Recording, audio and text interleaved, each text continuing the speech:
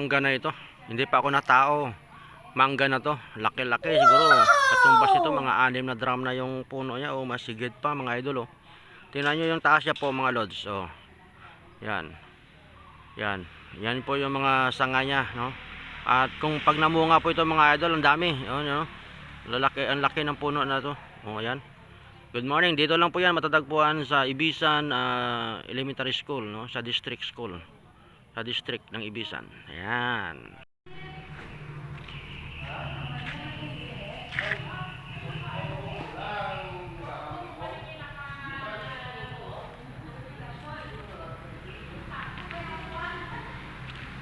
So guys, good morning mga idol. Nandito po tayo ngayon sa district school. Triplanting kag. Triplanting. Tanan? Oh, nationwide man na. Way pagyambal sila may teacher. May triplanting pero way ko kabalo kung sino pabalikon kaya ang sa amon dito mga grade 6 lang mabalik ko mo eh. Kahit sila eh. Grade lang no?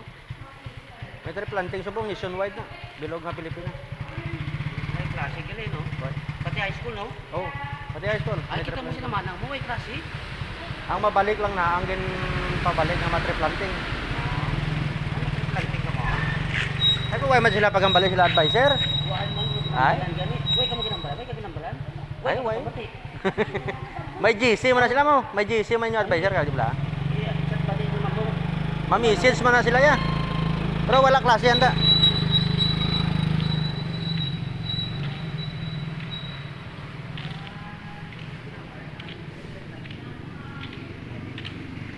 So, nandito tayo mga idol.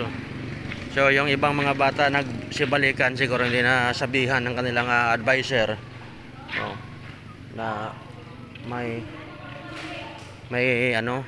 tree planting.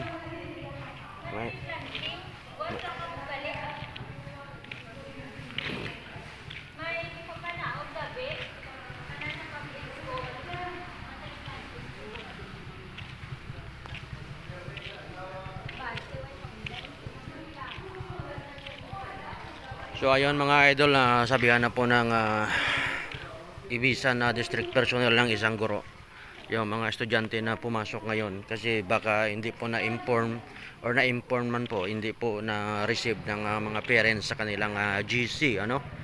So nandito po tayo at ang pakay natin dito ngayon mga idol ay tayo kukuha po ng kukuha po tayo ng feeding para sa mga kabataang malnourished, ano tawag noon? Mga malnourished, mga kulang po ba sa timbang mga lods, no? So yan po yung pinunta natin dito, kasama po yung ating may bahay na isang guro na siya pong humahawak po ng feeding, no? Siya pong coordinator. So nandito po tayo ngayon sa district school sa bayan po ng Ibisan para po kumuha mga idol ng feeding, ano? So ayan. So kaya nandito po tayo ngayong umaga. Ayan. So dito po tayo mga lods sa covered gym, no? Ayan po sila dito, doon po sila so binibilang po yung mga yung feeding po kasi mga idol, mga niya like tinapay, no? At kung ano pa, no? Meron po atang mga banana chip, kung anong pangpataba po ba mga lods.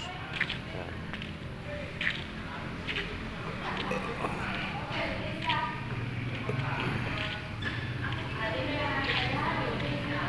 Kumukuha na po sila ng feeding mga lods.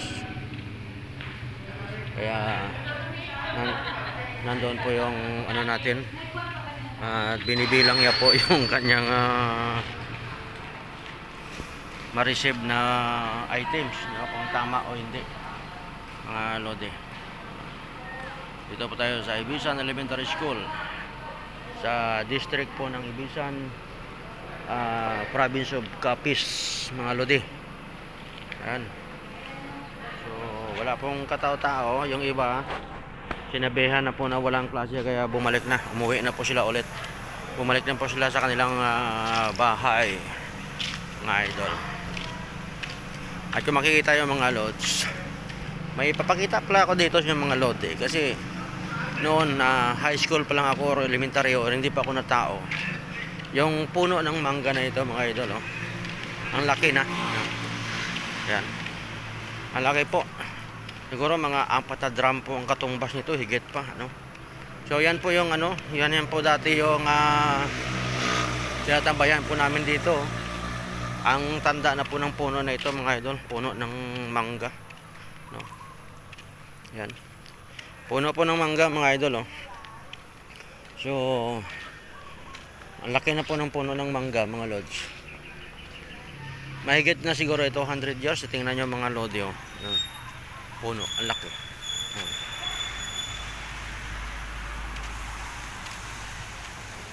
Mahigit pa siguro ito sa 100 years yung ano nito. Kasi ako 43 na ako, mag 44 na ako, mga idol, yung edad ko, no. Yan. Tingnan nyo yung puno ng mangga. Ang laki-laki, di ba, mga idol? So daming star, oh. Ayan, oh. Daming star po dito sa school, mga lodi. Yan.